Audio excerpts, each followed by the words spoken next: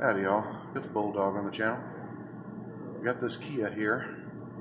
It's the one that got drug in a day or so ago from the highway. Well, I drove it in actually, but alternator quit. It appears that it has a brand new motor in it, recently installed, but the alternator quit. Now, time in the book for putting this alternator on is not very much. Not very much at all. It says specifically on the time, does not include pump down and recharge AC. That usually means it should include pump down and recharge AC, but it don't. I look into procedures because that's what, on here people have told me sometimes when I complain about stuff, you just need to follow manufacturer procedure. I looked up manufacturer procedure. It says remove battery cable, remove wires from starter or from alternator, remove belt,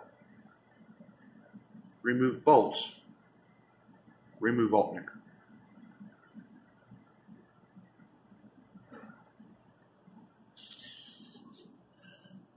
Here's the hole the alternator's up in. It looks bigger than it is. There's the AC pump.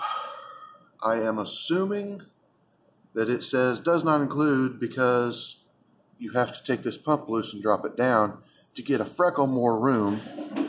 And what I'm going to do to start with is I'm going to pull the belt off. I've already got the wire off the back of the alternator. I'm going to pull the belt off, pull this pulley off. That'll give me a little bit of room in this area, and maybe I can get enough room to get that out, but I don't think so. This on camera, it does not look very small, but it's 2 fingers. I'm touching the pulley and the, see? That's not very wide. You get this out of the way, and you think you have more room until you actually try to bring it out, and then you just don't have the room. It's just not there. There'll be a deal sticking out about this far underneath this, so I'll have about the width of my hand right here after I do that, which, you know, is kind of significant, but the alternator's bigger than that by about 1.5 inches. So what do? This is something that it's frustrating above all else. You're trying to price a job. You're trying to tell somebody how much it's going to cost in general before you get into it.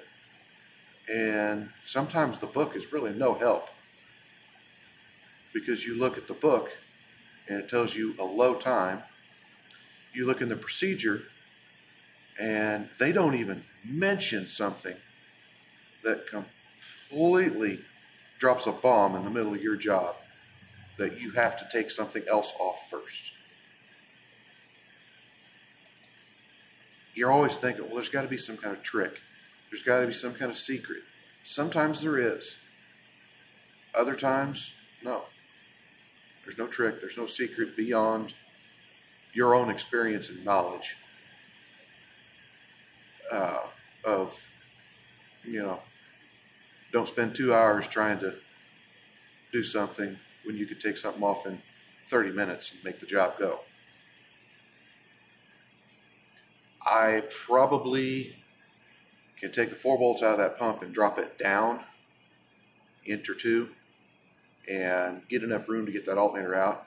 I vaguely remember doing an alternator on something like this, and it would come out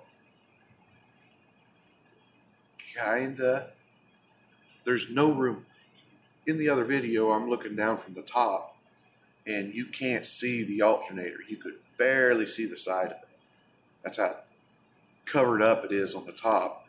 There's not hardly any room in the front of it, because you've got the cooling fan and the radiator and all that kind of stuff. So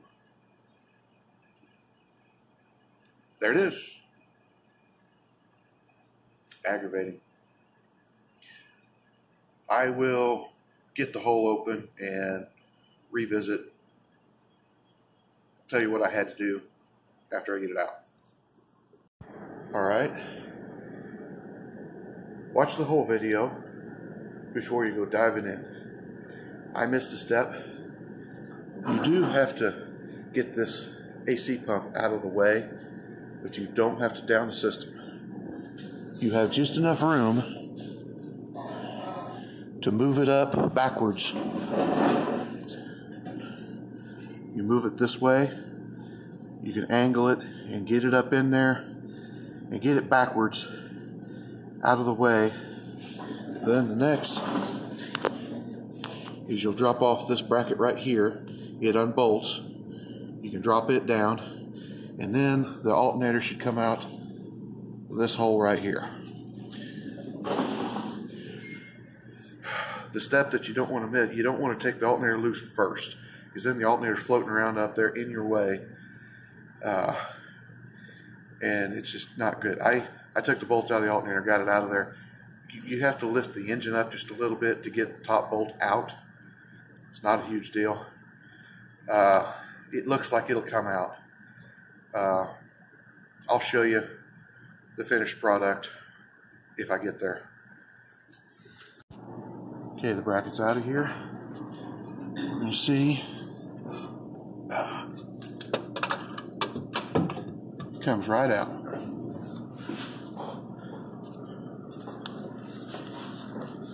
Now,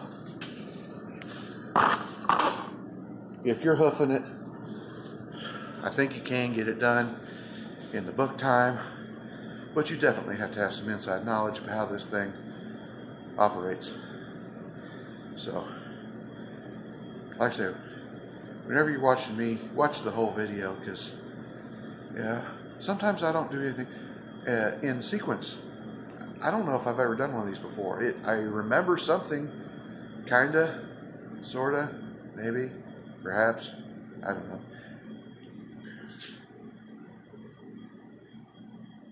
Sorry, I think the squirrel died. Anyways, like, comment, subscribe, hit your little bell notification, share it all around. Talk to you later. Hey, I just wanted to show you real quick exactly what I was talking about in here with the procedure for pulling this alternator.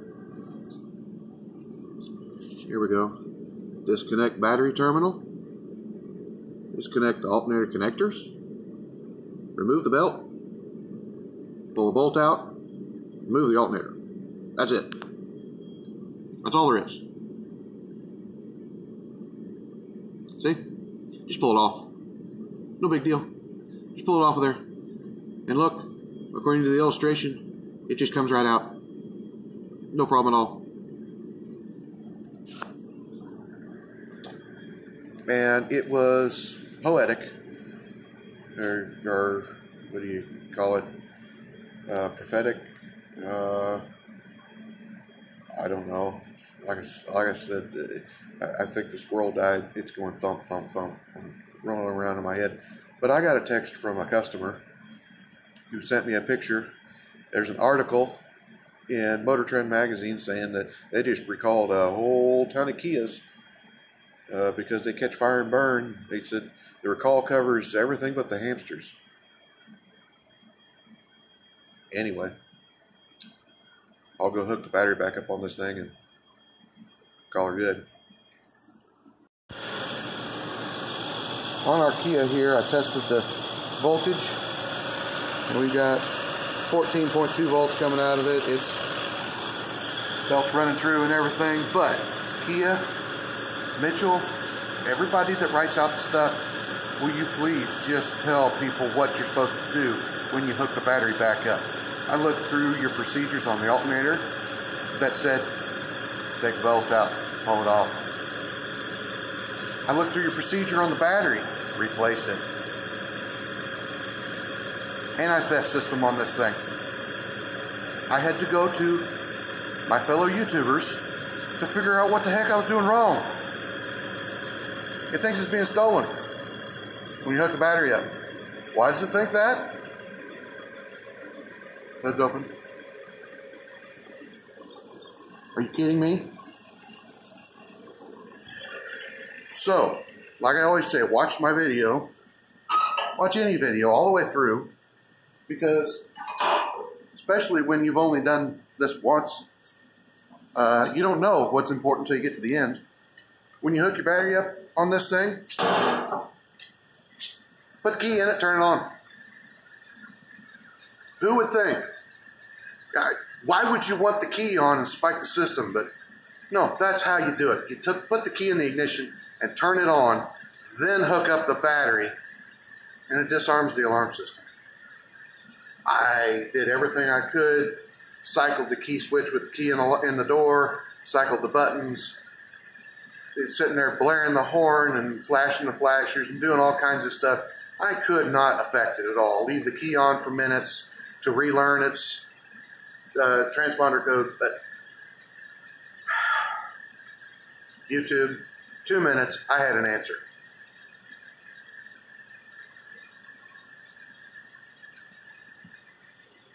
I told Chevrolet whenever I had to go around with them about anti-theft system, I told them, the thieves that do stuff already know how to bypass your crap before it hits the streets. Why don't you tell the mechanics how to work on it? Well, we can't release that information. That's why people don't like you. Remember this on your Kia. Do some research, of course. Check other people on YouTube. Maybe there's something I'm missing. But this worked perfect. It still would not start after half an hour of sitting here. I come down here, tried it, wouldn't start. It quit blaring the horn, flashing the lights, but it still wouldn't start. I unhooked the battery, put the key in it, turned it on, got out here, hooked the battery up. And vroom vroom. So, like, comment, subscribe, hit your little bell notification, share it all around. Talk to you later.